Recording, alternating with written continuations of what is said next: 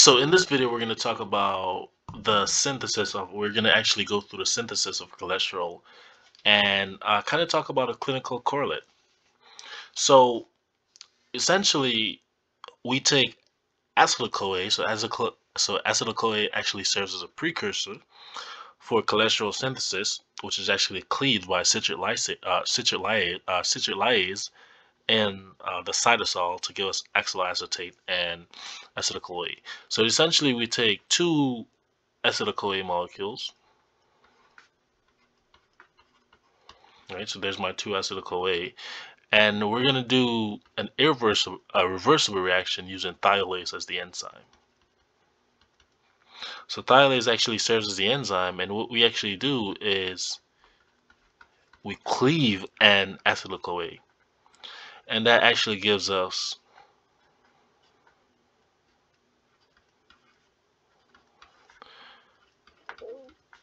this compound is called acetoacetyl-CoA, right? So we take two acetyl-CoA molecules, we combine them together, uh, cleave a CoA, we use the enzyme thiolase, and we get acetyl-CoA.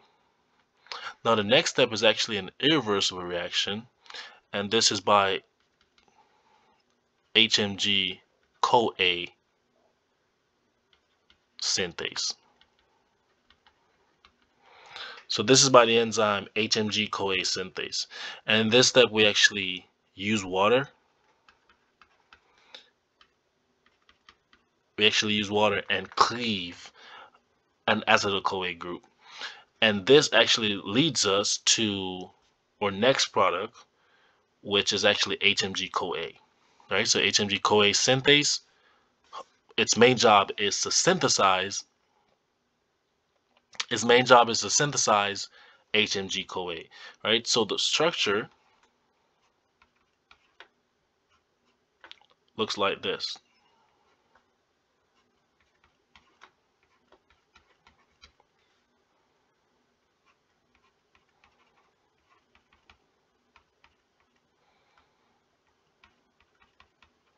Right? So this is my HMG-CoA.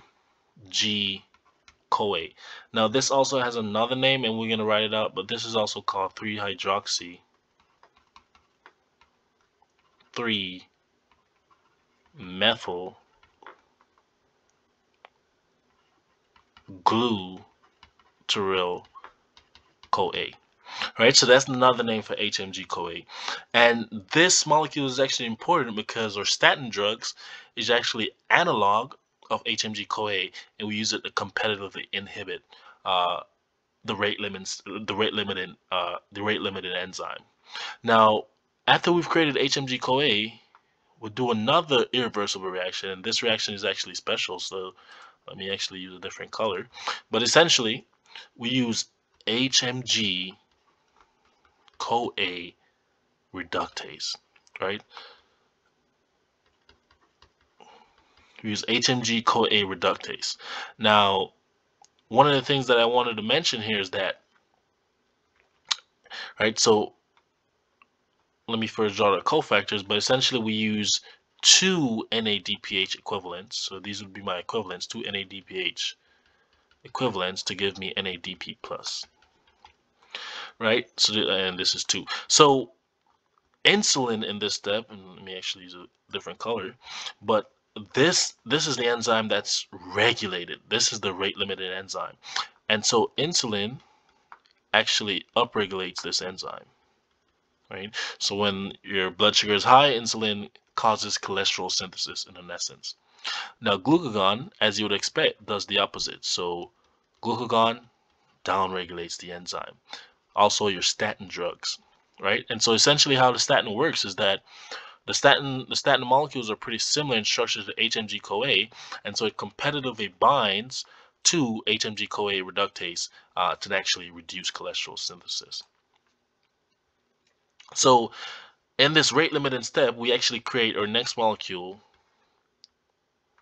which is actually, we created a next molecule which is actually mevanolate.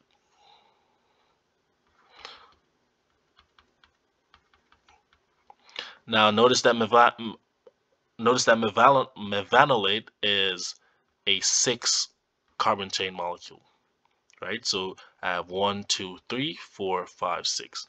So this is my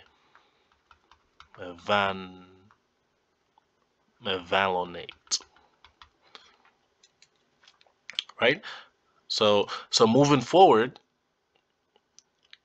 from mevalonate, we need to actually go to a 5 carbon precursor because it's very important in the synthesis. So using a series of reactions coupled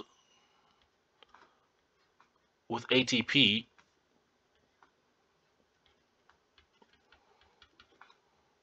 I create my ADP.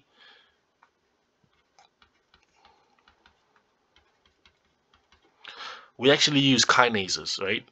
We're using ATP and we're using kinases. So from mevalonate, which is a 6 carbon chain complex, we actually use a series of reactions to pretty much phosphorylate the molecule, right?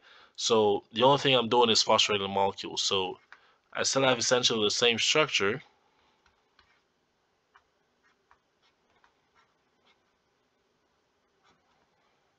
right? So I still have essentially the same structure, but now on the oxygen, I have 2 phosphates, right? So let me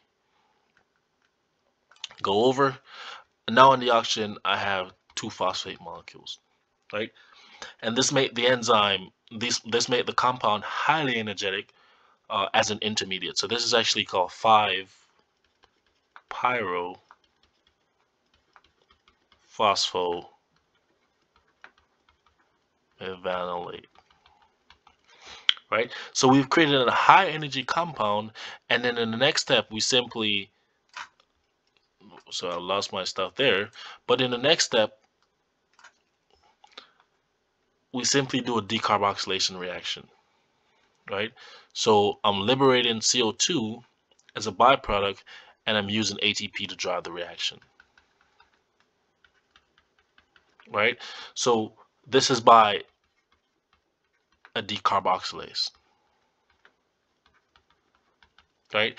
And so if I want to put it in a different color, we're actually just liberating the CO2 to create this 5 carbon chain molecule, right? So this CO2 is getting deliberated. Now, what that leaves us with is a 5 carbon molecule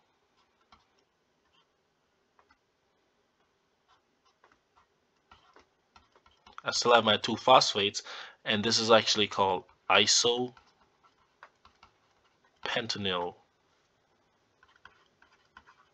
pyrophosphate. Now, in other words, we're just going to call it IPP. So this is the creation of IPP, right? So this was a metabolic intermediate. This is the major product coming from mevalonate, which is actually a 5 carbon molecule, right? 1, 2, 3, 4, 5. Now from this step, we actually use an isomerase reaction because you're going to see that we actually need IPP as a substrate. So we do an isomerase reaction, and we actually create this product.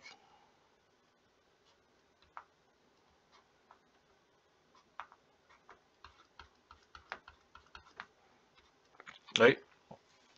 So the only thing I did was move the double bond from this this carbon to the carbon adjacent in the middle. Now this complex, or this molecule rather, is called dimethyl allyl pyrophosphate. Right? In other words, we're just going to call it DPP. Right? So once you've created DPP, which is still 5 carbons, this is where we do a multiplication. So this is still 5 carbons. So once we've created DPP, we actually use IPP as now a substrate to add to DPP. So in the next reaction, we do an irreversible reaction, which is pretty much condensation. It's via the enzyme a transferase. and we use IPP, and we liberate pyrophosphate to drive the reaction forward. So IPP is simply what we have talked about right here, right? So now we're using DPP and IPP driving the reaction forward using liberating pyrophosphate, and we're going to get this 10 carbon chain molecule, right? So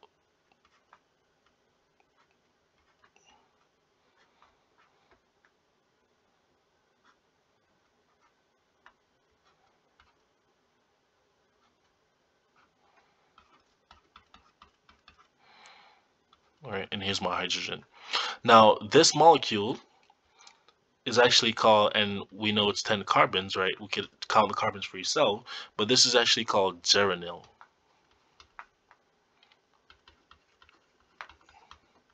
pyrophosphate.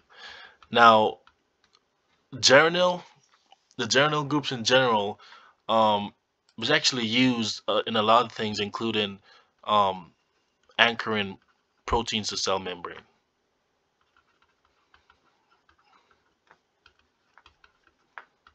Right, so that's one of uh, the good things about geranyl pyrophosphate. So this is our 10 carbon chain molecule. So we went from from a 5 carbon chain molecule in IPP to a 10 carbon chain molecule in geranyl pyrophosphate. Now the next step is, again, we're actually going to use the same reactants, right? So I'm going to drive the reaction forward by liberating pyrophosphate using IPP again, and the enzyme in this case again will be a transferase,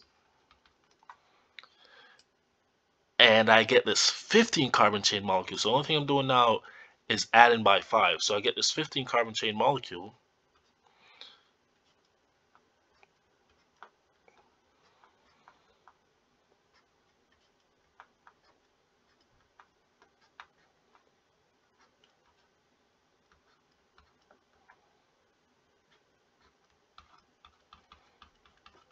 so this is my 15 carbon chain molecule, and this is actually called farnesyl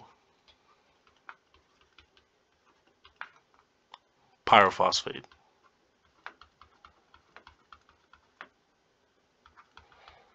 Right, and we're just going to call this FPP.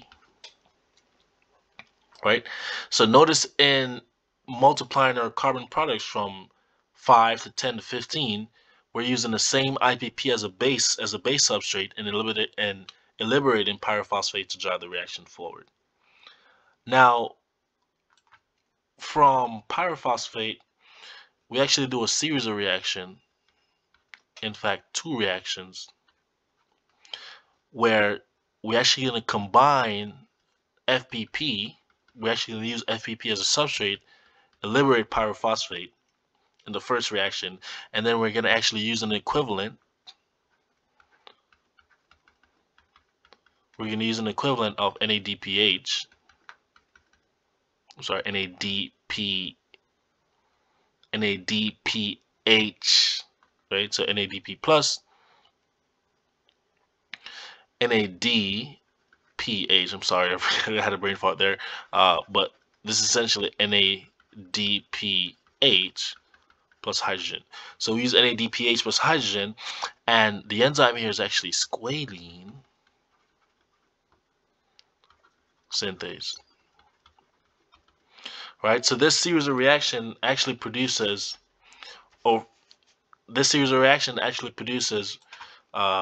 what we come to know as squalene. The structure looks like this.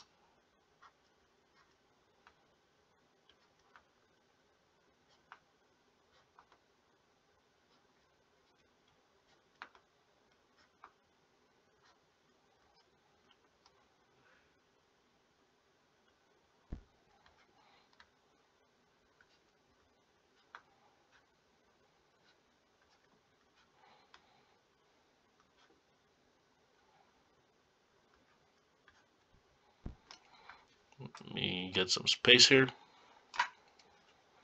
So the structure looks like this.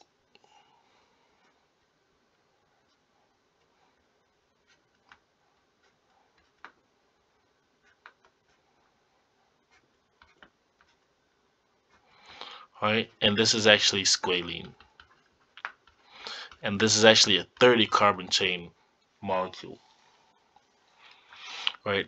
And I forgot my double bond here, but there's a double bond here, right? So this is what we know, what we come to know as squalene.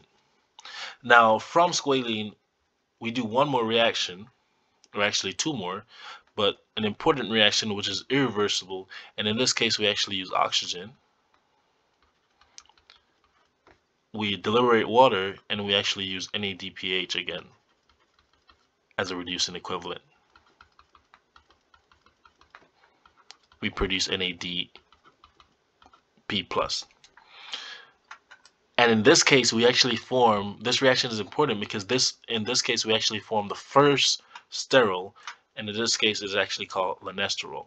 So the ring now becomes fully cyclized.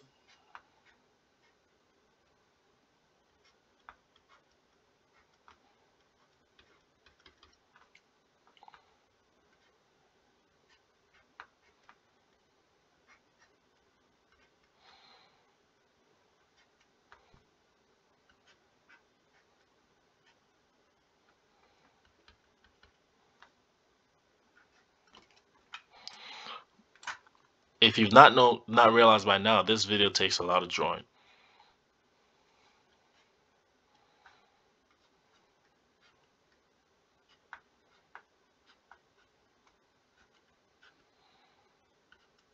Right? So this is actually the first sterol in cholesterol synthesis. And this is still 30 carbons. And this is called a nosterol. Right? So I want you to pay attention to this double bond here because this is going to be a clinical correlate. We're going to talk about it in a minute. So in the last step, we actually do a series of reactions, and we don't really care about the enzymes in this case, but we actually do a series of reactions using NADPH as reducing equivalents to actually get our final product, which is actually cholesterol.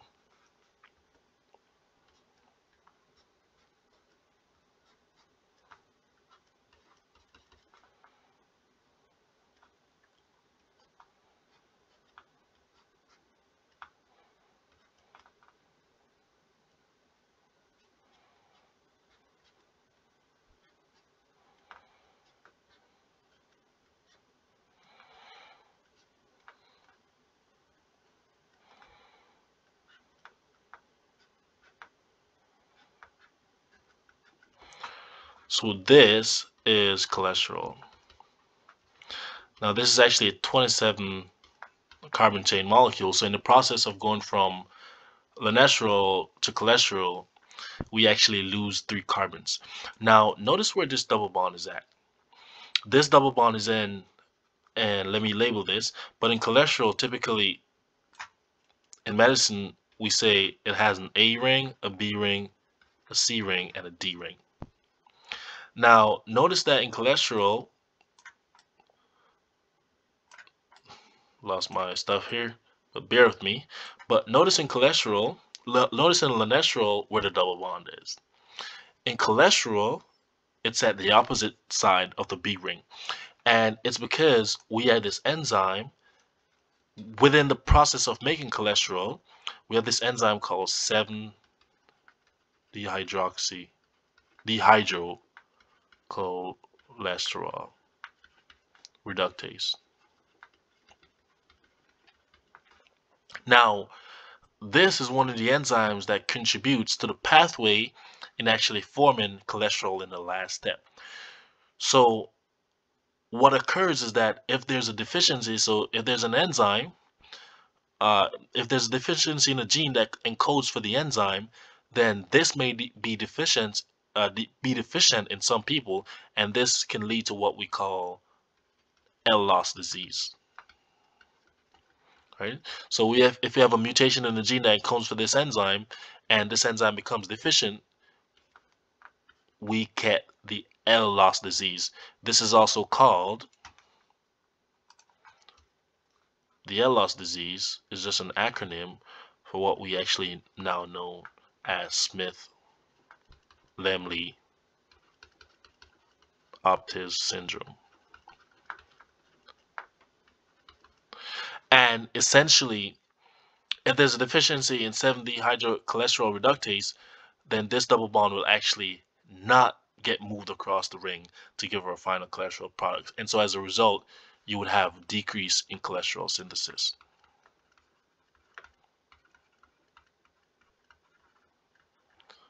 Typically, this is inherited in an autosomal dominant pattern.